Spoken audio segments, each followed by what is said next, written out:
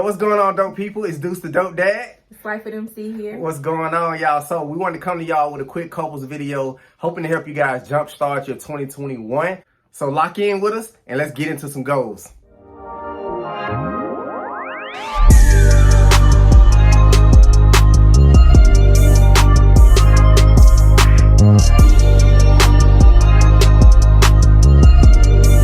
Alright, so you guessed it, y'all. We can't start talking about goal setting without taking it back to the basic and taking it back talking about SMART goals. Now, I know what y'all saying. You know, we learned that acronym for a lot of y'all. Y'all learned that acronym in middle school, but you don't even apply it today because as we get older, y'all know what's starting to happen. We tend to, try to make things more complex than what they are instead of just keeping things simple. So what I want to do is take y'all back to the basics like Gotti. Right. All right. So that's what we're going to do. We're going to start with SMART goals. And for those of you guys that may not remember what SMART goals are, the S stands for specific. The M is for measurable. The A is for attainable. The R is for relevant. And the T is for time. And notice I almost forgot how to spell SMART too. All right, y'all. So once you set those goals, you can't just set the goals because what typically start to happen is throughout that next 12 months, life will start to get in the way. So what we'll do at the end of the year, of course, we'll sit down, we'll have our wine, we'll have our good music, and we'll spend that quality time. You know, that's one of her love languages. So we'll do that, right? But what'll start to happen is you'll see life start to happen. You'll start getting, different distractions, just different things start to come up that kind of distract you away from your goals. So it's important to stay focused and create ways that you can stay motivated throughout the year in order to keep your eyes on the prize. So the second thing you want to do is create those smaller goals, the smaller ones that you would kind of look at as a stepping stone goal, like the ones that will lead up to the bigger ones. So like for me, for example, because I love giving examples, one of my goals on YouTube was one of my goals is to still hit 100K subscribers. Like I just want to do that. It's a big goal. However, in order to hit that goal, I would have to be really consistent on YouTube. So I had to make a smaller goal, which for me would be to upload on YouTube 3 times a week. And so when I first got started with YouTube, I did that. Like I was being very consistent, even though my views wasn't there, my sub count was slowly creeping up. But one thing for sure was me being consistent led to me now having 12K subscribers. During the duration of this pandemic, I've been able to grow that following just by doing a small goal of, 3 to 5 videos a week. So apply that to whatever that it is something that you want to do and just do something smaller, within that goal. Whether if you want to write a book one day, you want to be an author. So start by writing 1 page, or start with a chapter a day, which will eventually lead to you have, a complete book. So just start small, always have the bigger goal in mind, but it always is going to take those small goals and small steps to get to that bigger goal. So start small. So next, what you want to do is actually write your goals down. Now, I read a book a few years ago actually called Write It Down, Make It Happen. And it was a book pretty much explaining how powerful it is to put powerful language down on paper, because it's one thing to screenshot. And I know typically we see cool stuff on social media and we'll screenshot different things. And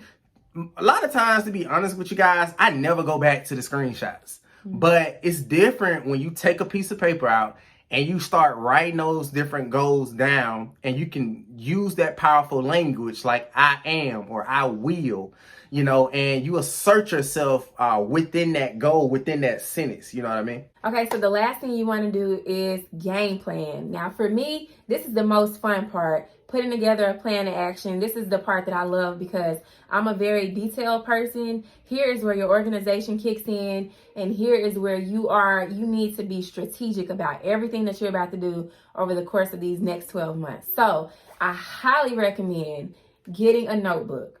These are 50 cents at Walmart, $1 at Dollar Tree, wherever you want to get it from. Go get you a notebook. We have several. We have so many journals around the house. And what you want to do is on the very first page is create a list of everything that it is that you want to accomplish within the year, whether that's 1 thing, 10 things, 6 things, 20 things, whatever.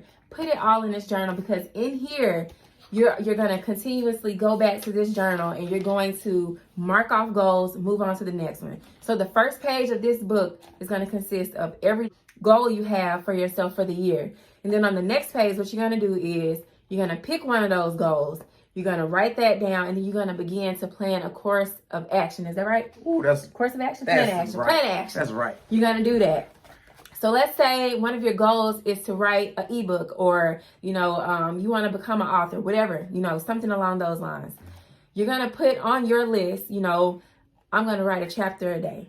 Like, I'm going to devote an hour to writing a chapter a day. And that chapter could consist of 2 pages, 2 to 3 pages, 3 to 5 pages, however you want to do it. But this is going to allow you to create this book over time, because a book is just a lot of pages. It's like several chapters make up a book. So you have to determine, is my book going to be 6 chapters? Things like that. You have to be very detailed when it comes to your game plan. So even if one of your goals was to lose weight, in this book, you could start by putting your current weight. You could put your goal weight. You could set the date that you want to reach this goal, and then continue to write in this book. On Sundays, that's the day you weigh in yourself. You add that to this book every time. And what that does is it holds you accountable, because you're going to know when you look at this book that this is the book that has all of my goals in it. Like, the moment you stop writing in this book is the moment you give up on yourself. So yeah, guys, brief intermission because the baby woke up. So this is like life, like we were saying before, like when life happens, because it is. During this process of you trying to achieve your goals, there's going to be a curveball every single time.